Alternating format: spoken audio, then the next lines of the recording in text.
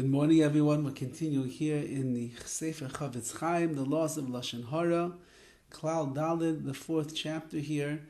And we're speaking about even when you ask somebody a question about going into partnership or a shidduch with a certain person, you have to be very particular how you ask the questions. You have to let them know that you're asking for to'elis, for benefit, and you can't mislead a person and try to egg them on to say Lashon Hara about somebody else. And that's really what the CHOFETZ CHAIM writes today. You have to be very careful, says the CHOFETZ CHAIM.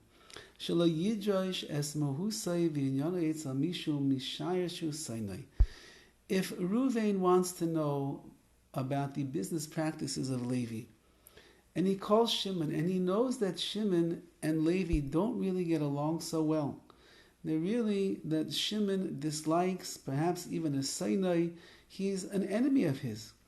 However, even if it's not complete hatred over here, rather, Shimon happens to have the same job as Levi. Levi is a businessman, he's a tycoon mogul of real estate, and Shimon also is a real estate person who's trying to buy up as much property as he possibly can. So although that Shimon doesn't necessarily hate Levi for who Levi is, but there's always an inherent jealousy and a competition that is taking place between people that are in the same asik, in the same business, trying to make the same amount of money.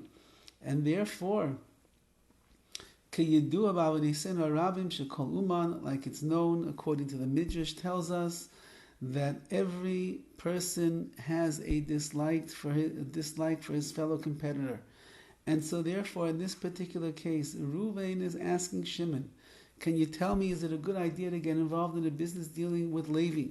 Now it happens to be that Shimon does the same business as Levi. We have to be concerned over here that maybe whatever Shimon is going to answer is going to be jaded because he's got this jealousy or this dislike for his competitor who is Levi. Besides the fact at this point that you're not going to get real benefit from the testimony of Shimon because he himself is going to be putting down Levi in order to protect his own business. The ragol hu l'shaker legamre, because it's likely in such a case that Shimon would end up lying outright. Or at least he's going to be legazim, he's going to exaggerate the ideas and the information about Levi because of his animosity that is brooding inside of him, which means that whatever report Shimon is giving over here is going to be completely unreliable because you don't know that he's saying the truth. Furthermore, the fact that Ruvain asked Shimon to tell over the information about Levi, however, Shimon dislikes Levi either because he's an enemy or because they're in the same business and therefore he's the competition, and competition always has some kind of a sina, a dislike towards each other. So then you're really leading Shimon into a world of speaking Lashon Hara. He's going to end up speaking full-fledged, outright Lashon Hara. Because when Shimon's going to answer the questions about Levi, certainly what's motivating him is his hatred in his answers, and therefore we have to be concerned that his hatred, which is jading his perception of who Levi really is going to allow him and going to cause him and almost force him in such a case to speaking Lashon Hara. Even if Shimon says outright, it's not because I hate Levi that I'm telling you all this negative information. Chas v'shalom, Levi is a tzaddik, he's a wonderful person.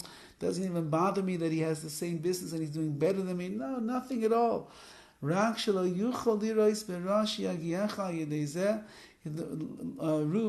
says, I just want to make sure that you don't get hurt over here. You know that Levi's not the most ehrlich businessman. He makes mistakes. He's not so careful. He doesn't treat his partners well. Nevertheless, we have to be chayshish, we have to be suspicious that perhaps really in the heart of Shimon, who claims that there's no sinah, there's no hatred that is motivating him to give this negative testimony, we have to be suspect that in fact that's really what's driving him. And therefore, not only do we lead this man on to saying Lashon Hara, we can't even trust what he's saying is true over here because it's a completely convoluted and skewed view of who Levi and his business dealings really are.